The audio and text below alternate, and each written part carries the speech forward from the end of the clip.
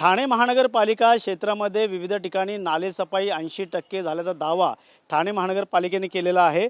पाहिलं तर 5 जून ही डेडलाईन होती, मात्र पाहिलं तर ठाण्याच्या बाजूला असणारं दिवा शहर हे मोठं शहर आहे आणि याच ठिकाणी पाहू शकतात नाले अजून देखील या ठिकाणी कचरा साचलेला दिसतोय। मोठ्या प्रमाणात या नाल्यामधनं पाणी वाहताना देखील दिसत नाही, मोठ्या प्रमाणात कचरा साचलेला आहे आणि या ठिकाणी नालेसफाई जी झालेली आहे ते अर्धवट झाल्याचं चित्र आपल्याला पाहायला मिळतं। त्यामुळे हाच जो नाला आहे दिवा परिसरातला मुंब्रा देवी कॉलनी या ठिकाणचा आणि याच नाल्याच्या बाजूला पाहायला गेलं तर आता शिवसेना ठाकरे गटाच्या वतीने गटर पूजन नालेचं पूजन करायला सुरुवात झालेली आहे। भरजी आलेले आहेत, शिवसेना ठाकरे गटाचे सर्व पदाधिकारी या ठिकाणी उपस्थित आहेत। शिवसेना ठाकरे गटाचे कल्याण ग्रामीण विधानसभा क्षेत्रातील उपजिल्हा प्रमुख रोहिदास मुंडे हे स्वतः या पूजेला बसलेले आहेत।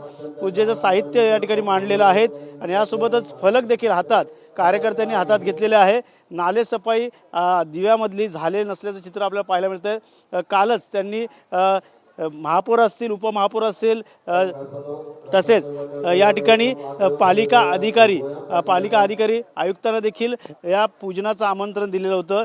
पाहायला गेलं तर सभागृह नेता असतील, विरोधी पक्षनेत्यांना देखील या पूजेचं आमंत्रण दिलं गेलेलं आहे। त्यामुळे नक्कीच अनेक ठिकाणी रस्त्याच्या लगत असणारे नाले असतील, या इमारतीच्या बाजूला असणारे नाले हे तुडुंब मोठ्या प्रमाणात आपल्याला पावसाळ्याच्या अगोदरच नालेसफाई झालेलं दिसून येत नाही आहे। मोठा पाऊस आला तर याचा फटका दिवा शहराला बसू शकतो, दिव्यामध्ये सखोल भागात पाणी साचू शकतं। तसेच या ठिकाणी पाहू शकतो आता पूजाला सुरुवात झालेली आहे, गटर पूजन असं आमंत्रण पत्रिका देखील त्यांनी या ठिकाणी अनेकांना आमंत्रित केलं आहे।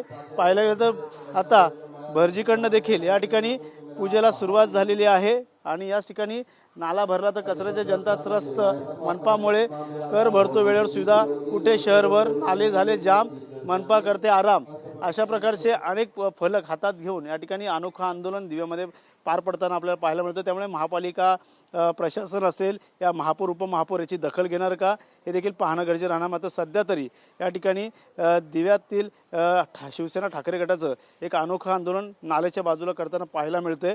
त्यामुळे नक्कीच आपण पूजेला बसलेले शिवसेना ठाकरे गटाचे उपजिल्हा प्रमुख त्यांच्याशी बातचीत करणार आहोत, त्यांना देखील विचार करणार आहेत। नक्कीच या ठिकाणी मुंडेजी पूजेला बसलेलं आहे, अनेक कारणं समोर येत आहेत। आमंत्रण पत्रिका कोणाकोणाला दिलेली आहे गटर पूजनची आणि पाहायला गेलं तर नालेसफाई झाली आहे का व्यवस्थित?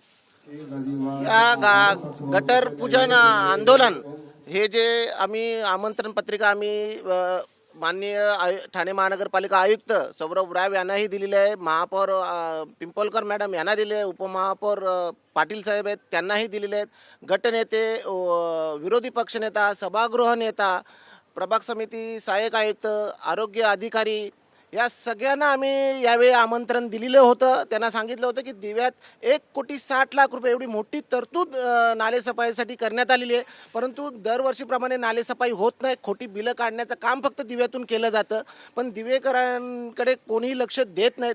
आम्ही वारंवार महापौरांना पण आम्ही सांगितलं होतं की दिव्यात नालेसफाईचा दौरा करा, पण त्यांनीही सुद्धा अजूनही महापौरांनी लक्ष दिले नाही।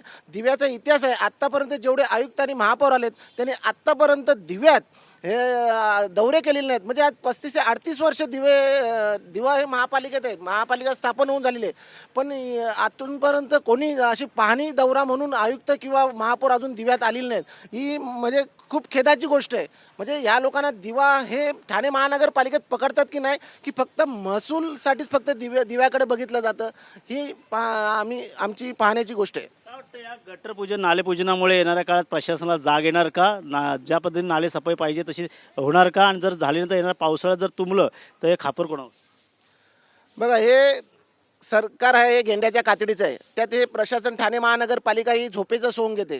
त्यांना दरवर्षी त्यांना माहीत आहे दिवेकर ओरडतात आणि परत गप्प बसतात, कोणी काय करत नाही आणि ह्याचाच फायदा घेऊन हे लोक खोटी बिले काढतात। माझी दिवेकरांना आव्हान आहे की यावेळी जेवढा काही कचरा जो साचेल तुमच्या घरात तो साचलेला कचरा या प्रभाग समितीत नेऊन टाका, या अधिकाऱ्यांच्या केबिनला टाका।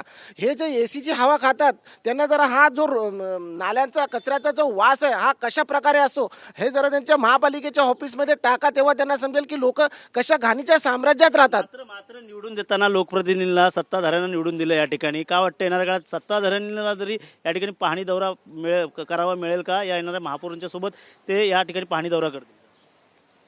हे लोकातून निवडून आलेले नगरसेवक नाही, हे UVMचे नगरसेवक आहेत. हे अख्खे दिव्याला माहीत आहेत. त्याच्यामध्ये लोकांना माहीत आहे, लोकांनी वोटिंग केलेली आहे, लोकांनी चांगले नगरसेवक निवडून देण्याचा प्रयत्न केलेला आहे. पण आज जी सत्ता आणि सत्तेतून पैसा, आज जो दिव्यात हा भरघोस अनाधिक, आता इथे बघा तुम्ही कितीतरी अनाधिकृत बिल्डिंगी चालू आहेत. ह्याचं जे मलाई आहे ना, ही सत्ताधारी करतात आणि त्याच पैशातून परत सत्ता आणि पैसा हे राजकारण यांचं आहे. आज आम्ही अनाधिकृत बांधकामासंदर्भात पण दिवाशील नागरी समितीतर्फे आम्ही वारंवार आयुक्तांना भेटतोय, त्यांनाही सांगतोय की हे दिव्यातली बांधकामं थांबवा, परंतु हे थांबवत नाहीत. आणि त्याचाच परिणाम हा जो आहे, हा लोड जो हा नागरी सुविधांवर पडतोय. म्हणजे आज पाणी नाही, गटर साफ होत नाहीत, दिवसाला इथे एक नगर तयार होतो, त्यामुळे सुविधांवर कुठेतरी ताण पडतो आणि ह्याला सर्वस्व जबाबदारी महापालिका आहे. नक्कीच पाहायला गेलं तर हे नालापूजन, गटरपूजन आता सुरुवात झालेली आहे. येणाऱ्या काळात जर नाले सफाई झाली नाही तर हाच जो कचरा दिवेकरांनी मुख्यालयासमोर टाकावे असं देखील या ठिकाणी आव्हान ठाकरे शिवसेना ठाकरे गटाचे पदाधिकारी रोहिदास मुंडे यांनी केले. त्यामुळे ठाणे महानगरपालिका प्रशासन असेल, महापौर उपमहापौर असतील, या ठिकाणी आता नाले सफाई संदर्भात दौरा करतील का आणि नाले सफाई होणार का, याकडे आता सर्वांचं लक्ष लागलेलं आहे. कॅमेरा सुभाष सिंगसह गणेश सुराट, TV9 मराठी, दिवा.